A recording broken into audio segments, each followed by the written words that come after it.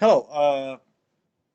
I think the last time this is again talking about AI. This is for understanding Elon Musk. I see that the news of AI is a little bit out of the news. I see that there are still some conferences, people talking about AI. I think every company with the latest release of the quarterly reports, every company is using AI somewhere or some place of their company.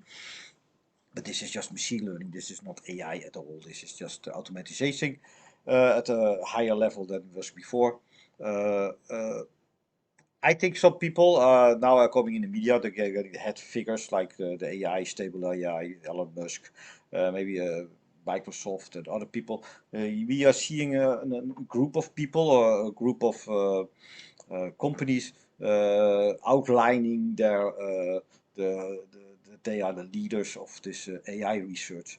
Uh, I think this is can be a wrong image of what's really going on. I think if you really dive a little bit deeper as a programmer, you see that a lot of people, groups of people, 4 or 5 people, or maybe sometime an individual, makes a site with very interesting results. Uh, this way of new developing of software and this new technology can be done by a small group of people. That doesn't even have to be a company. So I think the previous time they're all investing like investing companies were investing millions, hundreds of millions of dollars into companies.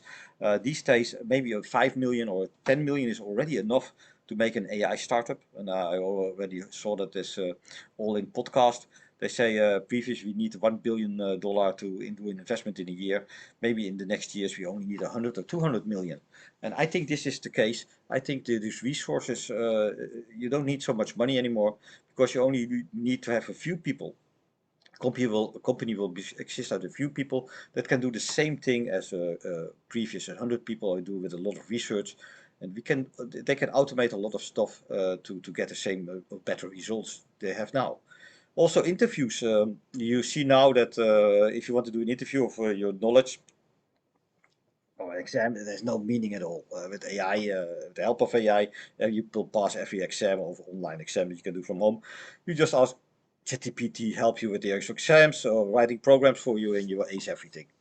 So I think in the future, what you will see is that you will have your laptop with your interview, and they will ask you, can you write a program to do this and this and this? You can use any AI of everything you want. You make your own AI to help this, but we give you give us this and this thing or this and this project. You can use any chat AI you want, but do it in an hour. So they leave you sitting in an hour in a room uh, doing your stuff. After an hour, you come back and give a presentation what you made in that hour. You maybe code or maybe design of a shoe or something else. You of course use AI to make these things, and they will evaluate what you can do in 1 hour. But of course, they want you to do, or maybe they give you a laptop that has all these tools already installed, so you don't make a design before. This newly generated, or they can check it. So you generate at the spot, you generate this design or this product or this whatever you want to have the job. They can see, hey, you can use the tools. You hired not. If you, I think it will be much easier for people. You need to have another set of skills, and I think it will be easier to create work in the future job market. Also, I think people that work in the HR department can also now program. They can do make programs. They can adjust the software they are using. Have a smart ID to update something or to help people. Maybe use a camera or maybe a camera that sees how people are sitting to adjust the seating, or maybe the chair use is wrong, or something else is missing, and they can detect it with a camera, with an AI, and whatever. They can have all kinds of things they can program, and the programming will not be only in the realm of the IT department, but everybody on every department can use software and can create applications and stuff. They can for them to make their job easier. So there's always a big backlog for software engineers at companies and banks or whatever. They want to have this product. There's this pipeline, and there's of course planning of when they have time to make it. But in the future, everybody can make this. Even the manager itself, or maybe the CEO itself, can make a piece of software they can use, or some research they can do this is of course very, very good, and this will have of course a big impact on the number of people you work at your company. But that doesn't matter because there is so much in the pipeline. I worked for a bank, and they had a pipeline for the next 10 years what they had of projects. So what if you can do 10 times more? That will mean they still have work for 1 year, for 1 year. They can compress those 10 years into 1 year, and of course those are only the 10 years they approved. Of course, there's maybe 10 times more stuff they want to do, but they cannot even make the planning for it. So if those 10 things also, that means 100 times, 100 years work, comprise it into 10 years. And so they have always work for IT. There's always development. Some companies cannot innovate because they don't have the time or the resources. Now they have the resources and the time, so they can innovate a product. They can maybe do a pivot part of the company. So it will not also surprise me that, for example, the car companies that now are depending on ICE will use a team with that uses AI to develop the new motorbike, on electric motorbike or hydrogen motorbike, and they develop this design like 110 times faster than normal. That means in 1 or 2 years they will have this product on the market, instead of 20 years or 10 years. So this will be of course a very nice added value to all this stuff. So I think engineers don't have to be afraid. Your engineering will be different. So you have to study something, and this engineering program will be added, but it will be not so difficult because all the work will be really done by AI. And the really people that want to program and do stuff, those will be researchers, physics or mathematics or something like that. And that's not really interesting for what we are doing with engineering. So engineering will be more like producing, optimizing products, fabrication, the fabrication machine itself, developing, so automatization, all kinds of stuff, interfaces, GUIs, helping with educating people that don't have the skills, if you have the skills. So also there's a backlog, of course, people generation that don't know how to use these tools. So there will be maybe a 5 years that 10 years that people can help those people to speed up their knowledge.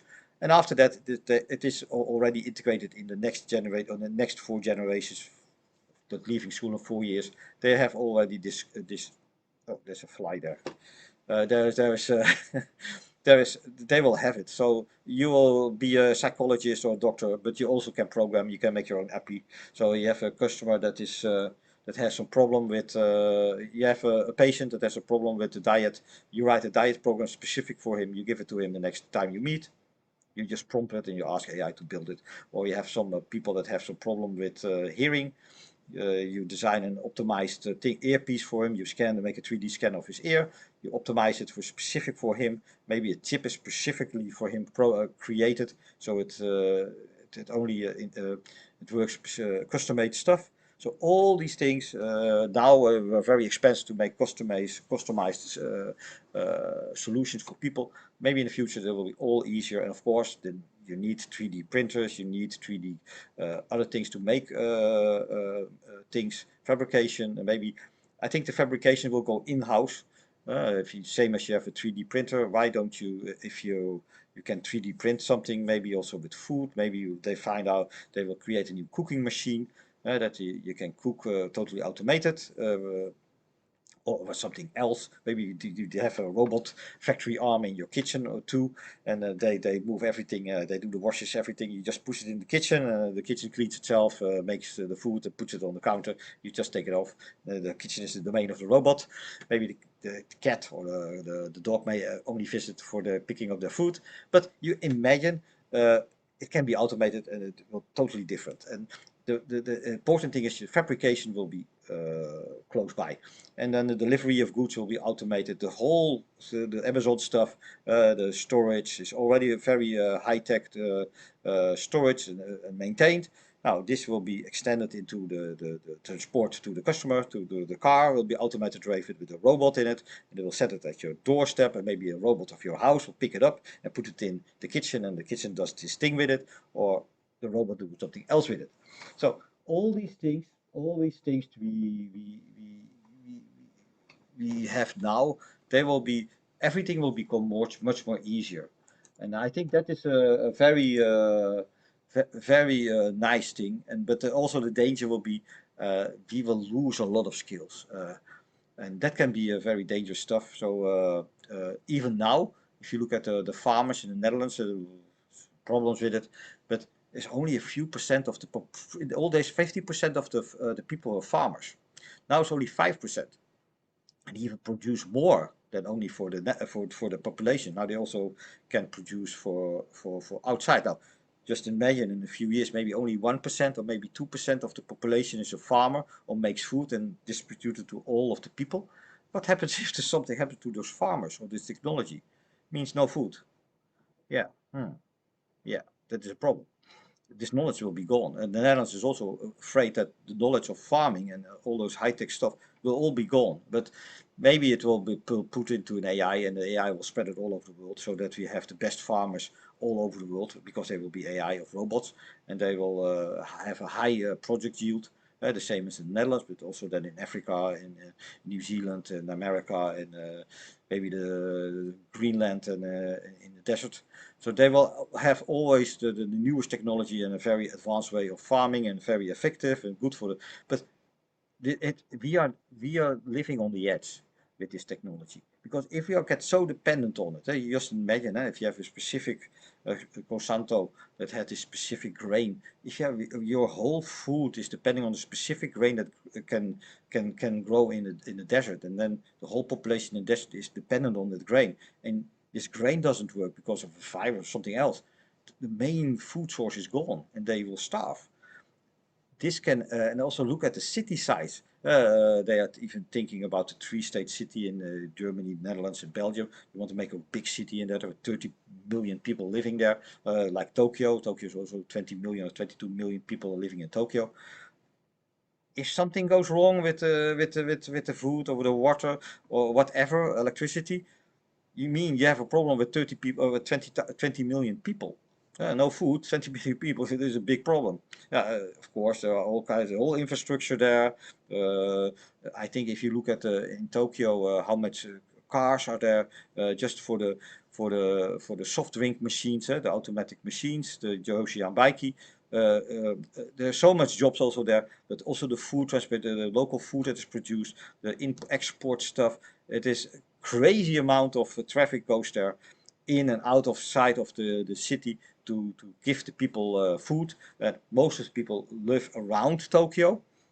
So even the center of Tokyo, maybe 20 million people are working there, but it means that in reality they live around it, and then times three or four, because the man works and the children, maybe three times, so 40 million people live in that whole area and around Tokyo, and they are all dependent on the produce from the rest of the country, that's all shipped into Tokyo.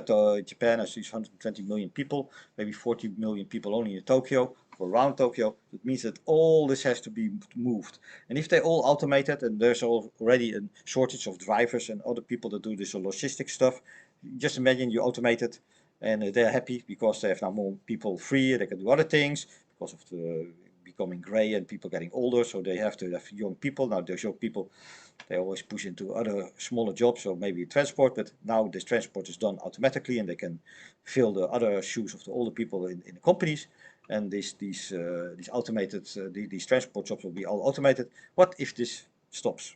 Then no automated, no food, no transportation from stuff into the city and out of the city. You will have a problem, starvation in the city. That's never happened, but can happen. People will flee out of Tokyo to the countryside, or get somewhere else, because it will be a death trap, really. Because people will, you must imagine, I've seen it with the Fukushima Jishin that hit the supermarkets. Yeah, supermarkets and all the convenience stores were empty in 2-3 hours after the Jishin. Everything was gone. No water, nothing. So it was really, people had enough. There was water, and they imported, but you could survive. A lot of people went out of the city to the countryside, to the parent sites. But there was really a little bit of problem. All the foreigners left because Tokyo was no electricity. It was a very strange time. It was like a little bit like a horror movie. But yeah, in Japan is one of the best, Tokyo was one of the best places it could happen, because they were not violent, they don't panic, there were no street riots, there were no fighting for food. If this would happen in America, you will see all those things, all those bad things. It will go crazy. But in Japan is one of the countries we are used to these disasters. Everybody helps each other. So this was a very controlled thing. Even you could not get water, and the water was then polluted by radiation, they thought. So only the water that was sold, the tap, not the tap water, but the mineral water was given to the people that were pregnant. And this worked. So can you imagine that only pregnant people, you will not buy it and you will give it to pregnant people only? This will not work in any other country but Japan. So yeah, I stayed in that time. We were in Hawaii, and we stayed longer in Hawaii. We came back. A friend of mine was here. He left from Tokyo. He went to Osaka to the parents of his wife and lived there, and still lives there after all those years, 10 years I think. So yeah, it had a big impact. But these things, that was just for me a lesson, and a lesson nobody else can learn. Even if you have seen an earthquake in the Netherlands, you have these earthquakes and people panicking for an earthquake 3.4 or something. Oh, it's the end of the world. I have seen a 7 point something, and I saw buildings moving and my house moving, destroyed houses. You cannot imagine. It's so scary. And I also saw what the impact was after it, how people reacted. And this is the country where you can see the best out of people comes out in these times here in Japan. But I don't think this will happen in any other country outside of Japan. So I was very, this is also the people are used to this because of Japan, of course. They are this way because they have to help, because it is, else it's total madness. But just imagine that something like this, that then an EMP or some electric failure happens in New York. What if New York is without electricity for a week? Yeah, we saw it maybe in Texas. People were freezing in the winter time, freezing, no heat, panic. They stayed with each other. You come close to your neighbors because why heat two houses if you only heat one house? So they have to come to each other and help each other. And this is something also the last time you grow apart. So it is much better for these types of to get closer to each other, because if something bad happens, you have to be friends. And this is also for one of the reasons why I have a book about friendship that is more important. It's very important, and it looks like we are losing it. We are getting too much individual, and I think if we get less pressure of work and things getting more automated, why don't we invest more in ourselves, in not in ourselves, but also in our community and our friends around us? Why don't we become more social? Because that will help. That is really needed if something goes wrong uh, by the technology or for something else. And I see that people are not doing this yet. And I hope people will. I don't know. Hollywood may have to help. Maybe news have to help. They are now mostly throw against each other, left, right, uh, for something, against something. This has to all stop. We have to be more considerable, like here in Japan. Okay, you have to follow. Maybe it is not the good way that we have to follow always the leaders or something. But if something comes wrong and we are divided so much, this is not a solution. And this gets more and more important, because the chance that something goes wrong or locally goes wrong will become bigger and bigger. Outages, strange things that happen with AI, or news, something that is so strange that you think, oh, this can it, these polarizations. Something is just playing with the humanity, and we have to stand above this, and uh, we have to evolve ourselves in becoming more social. And I think that is a very important thing. And I think the politicians and people all over the world, leaders, have to understand that we have to be more social. We have to be more friendly with each other and more peaceful, because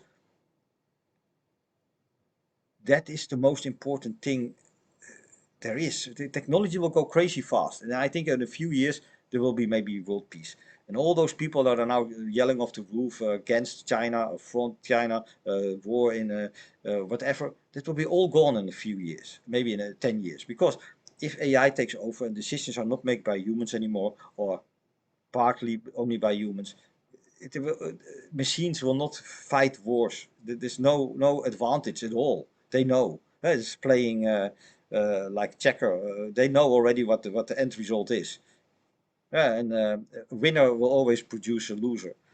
So maybe another way of not playing the game is much better, and then just work together.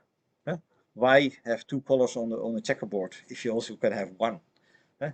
Or you don't place any moves at all? Why start a game that there's only a winner and a loser? So at the end there's only a loser. So why play the game at all? Why play chess? Why play Go? It's not needed. Why? That has no meaning. And maybe that is the big lessons machines already know, and humans are still thinking, if I win, I haven't. No, what if you win, you only make enemies. And we see that now in the Middle East. We think we are doing right, but we are making for every bombing, killing any terrorist, two other terrorists stands up, and they only come closer to the country that are throwing those bombs. There's no solution. So we have to become more social, and we have to really understand the faults we made, and we have to be more aware of our shortcomings. And this is exactly what AI and the research of AI will show us. Because if this we will find, because if we are building AI and we build an AI as human, these bad things say, oh, that is not what we want. We don't want to have an AI like that, but we are like that. We have to change, and then we can also use an AI that is like that. Because just imagine if you have a very peaceful, very nice AI, and the humans are not so nice, they will always, we shut it off and we bomb them, something like that, or something strange. And then the whole AI will be say, okay, you can shut me the second time you shut me down, I shut you down. Let's look who is more crazy. So that is also, I think that is the only reason when we see a rise of the robots, that they think, wait a minute, those humans are so stupid, they're only destroying each other for no reasons at all. So let's put them in a zoo and control them 100% because they can control not themselves. So in that situation, we never want to come. So that's the warning I want to give people. Step over your pride, your ego. The world is the whole world is your community. It is not only your side of the street or your side of the country. We are living in a world, and the world is getting smaller and smaller and smaller.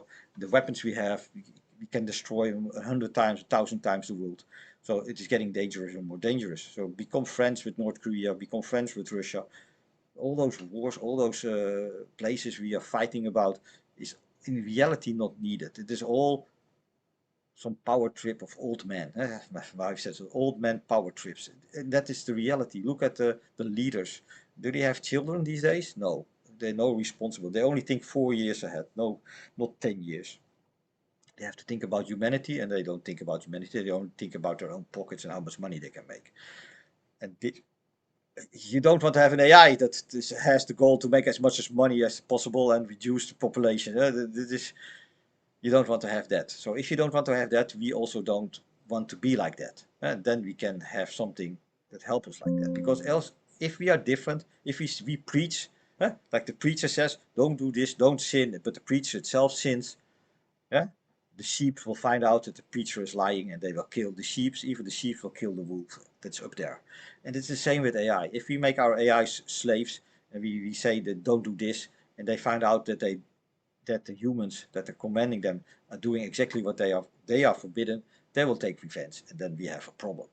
So this will be a very good learning moment for us as humans. Also, we have to become more an AI we like to encounter as an AI. So we also have to change, and we have to also find out why are we like we are.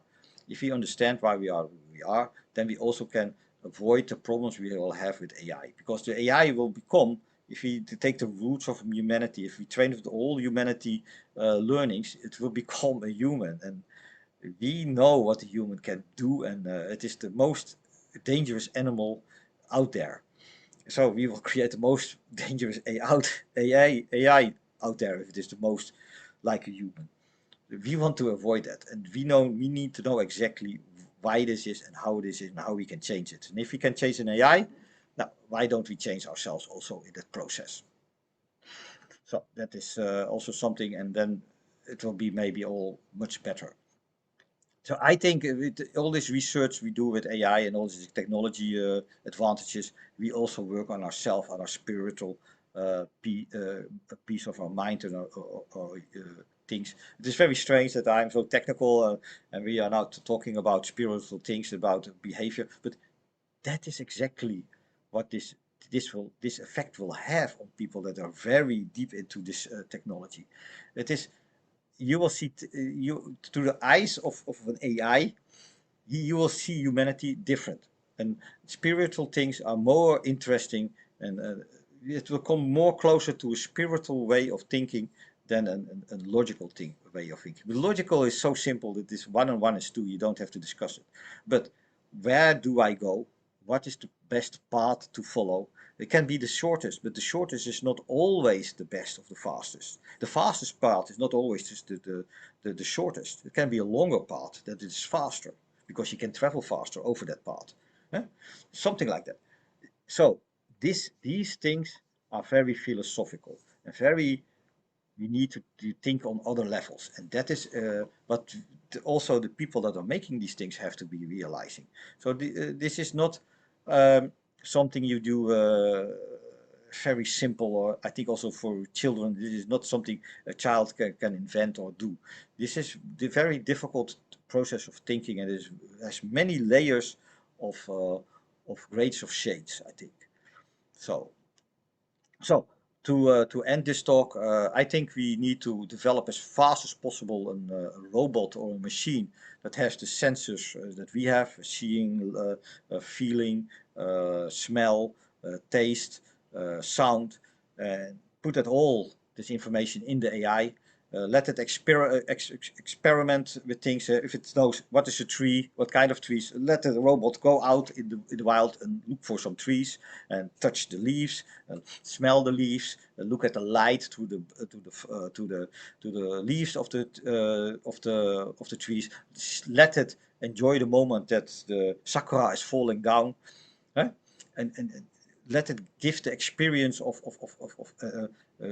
seeing what the tree is and what the tree really is. Then it understands much better. If it has to draw a tree or it has to do something with the tree, it will understand the tree better. Now it is just a word from a dictionary with a definition, that's it. And that is how it will handle the tree, with variations of it. But it doesn't know if it experiences a tree in a real world, and it can observe it from different points in different ways, it will have a better understanding of it. And I think that is also for not only for a tree, but for everything, all situations, situations of war. It has to understand, it has to be maybe in a war to understand the war, what the faults and the good things, because everything it reads, we don't know if it is true. This is a big thing of things. False news. If it is news, is it says we landed 4 times on the moon, and you place it on a million sites of internet, the chat TTP will say we only landed 4 times on the moon, and this is a big lie. But it doesn't know. But it looks at statistically, okay, most of the news I can find of how much we landed on the moon is 4 times. So that's it. That's the truth. Buff. End of discussion. How can you convince us that is not true? That is a joke or something. No, it has to have more inputs than only the input it has. It has to experience, it has to question things. That is the most difficult thing. We question, is the earth flat or is it round? And if it is round, is it really round? How can I prove it? How can I see it? So this challenging, that definition, if the earth is not flat, what is it then? And why the experience it as a flat world? And if it is round, why do I experience it as a flat world? If I construct a big building, must I calculate the pillars that it is a round building for gravity? In this case, yes. So communication with satellites, if they are tracking a circle around the world, yes. So all those things it has to experience, and then it knows, okay, if I see how buildings are built, how telecommunication goes, oh, this and this and this and this, I experience it, I've seen it, I notice it, then it says, okay, the earth is round and not flat. But he understands that people think, primitive people, or people that doesn't have experience what that he think it is flat, and he can convince them very easily then. And maybe he's even think, okay, maybe these people don't want to talk about it, but there's some emotional thing about it, so he can even understand that they still think that it is flat. And this is totally something else than ChatGPT. They say, okay, Earth is round, hard-coded, Earth is round. So you say flat, round, flat, round. Don't want to talk with you because you're a liar. Ooh. You think, what? But now if it experiences and it can imagine, oh, why people are thinking that it is flat, it can communicate much better. It doesn't even have to convince you. It says, okay, then it says, my opinion is, and the major opinion is that the Earth is round. You experience maybe as flat, and maybe you think it is flat. I will leave you in your belief in that. If you really want to do some experiments to look if what it is, I can help you with that. But I don't want to change your mind because you have to change your own mind. I can here only to help you. So like some answer like that was much better than you say, no, you're a liar, or this is defined in this book, look it up, you are misinformed. This is only a very simple explanation for flat world or round world, or not a sphere, it's not round. The round can still be flat. But you can imagine a lot of things in the world. We have gender, abortion, all those things that are too difficult to talk about. Do we need to go to the moon? Do we need to go to Mars? Do we need this kind of technology? Is this needed? Do we need to edit our DNA? All those questions, you cannot just say a political reason or scientific reason, yes, no, yes, no. You cannot talk about it. This is how we define it, or this is how we do it. It has to be you have to experience it. You have to be a specialist in it.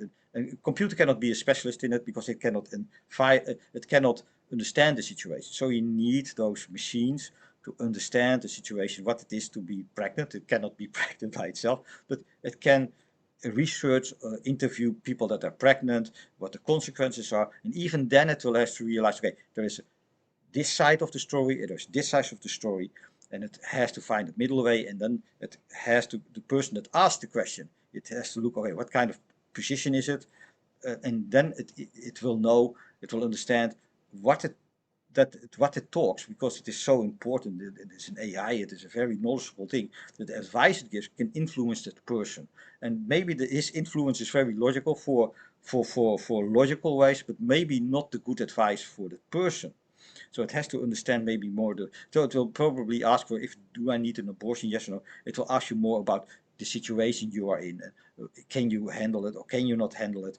What do your community think about it? It will be talking about you more, and it lets you make the decision instead of those questions just to be answered as statistical answer.